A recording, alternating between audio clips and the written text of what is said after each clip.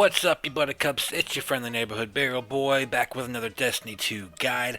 Today we're going to go over acquiring the aspect of destruction and finding the last 4 Entropic Shards that you need to do so.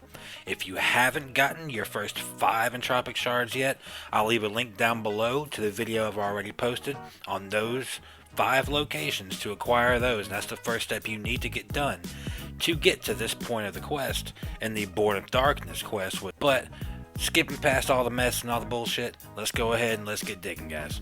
Okay, now the first couple of steps of this quest are actually pretty straightforward, very simple. You don't really need a guide to do it.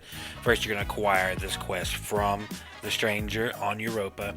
First thing you have to do is get 50 stasis kills. Pretty easy, you can do it in any mode, doesn't really matter.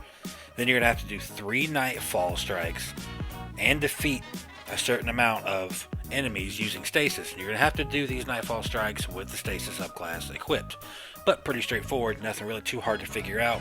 You're going to get a skeleton key from that, and you're going to have to take it back to a marked location on your map. That location is going to be the giant exo head where Clovis Bray's brain has been replicated into. You're going to take the skeleton key there, and that's going to get you to this step here where we're going to have to locate these 4 shards. So for the first location of the first of these 4 shards is actually pretty simple. You're going to go into creation like you did to go to the giant exo head. You're going to follow to the point where I am here in the gameplay, where you're dropping down to the bridge and you have the broken glass in the middle and you drop down to go below to get to the giant exo head. You can actually go right on top of that bridge. Don't jump down, but you can look over this edge right here and you'll see the first Entropic Shard floating in midair right there. Now from here we got a little bit of traveling to do. You're going to go up to the Risk Reborn approach portion of the map that's above the Eventide Ruins. You're going to go in there, follow the only path that you can, up to this point of this elevator right here I'm showing in the gameplay. You're going to follow this elevator up. As soon as you land up top on the next floor, you're going to go around to that first staircase you see right here, and the next Entropic Shard is under the staircase. And now to get the 3rd shard, you're going to keep following that path forward up until you get to the big room where you fought the giant brig in the campaign quest.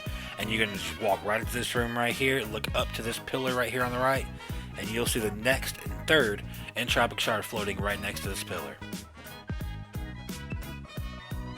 And for the 4th and final Entropic Shard, you can either turn around and go backwards to get to this part, to get to Kel's Rising, or you can start over from scratch, go back to Sharon's Crossing where Varix is, and work your way back forward through the Risk Reborn to get to Kel's Rising.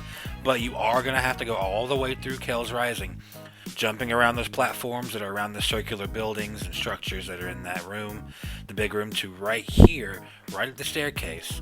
You can see where I'm showing you in the gameplay. Turn right around from here. It's right under this staircase.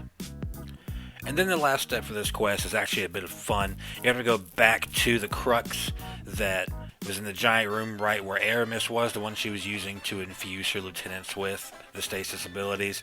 You can go back to that and you have to commune with this crux and just fight through a couple of waves of enemies. It's not hard, nothing very difficult. But once you get to the part where you see an actual champion spawn, that's going to be the last wave. Just put your focus on that champion alone, because as soon as you kill him, it's done and over with. You'll commune one last time with the darkness right after that, and then you'll acquire your last aspect.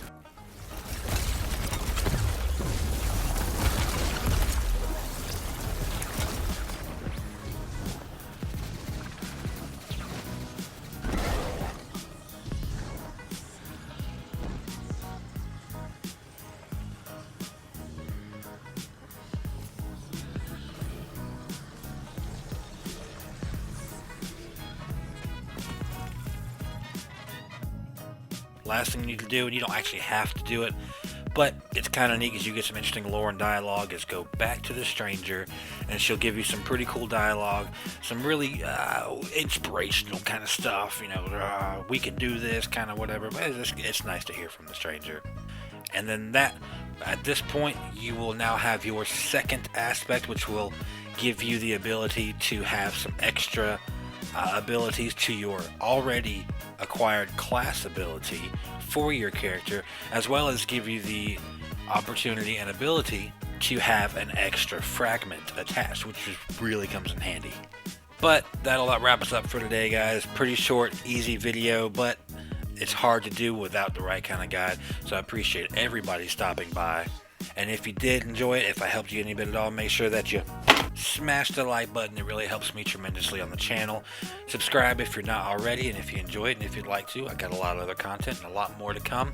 And remember guys, life's a grave, just dig it.